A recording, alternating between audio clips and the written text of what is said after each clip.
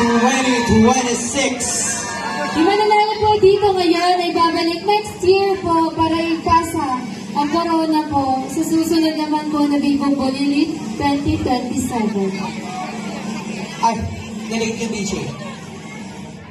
With an average score of 100%. Chanes, hula-hula lang. Ikaw, ang Bibong Bulilit 2026!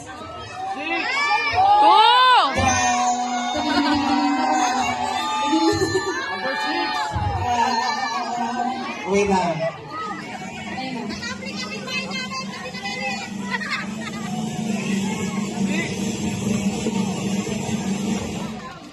Bibong Bulilit number 2!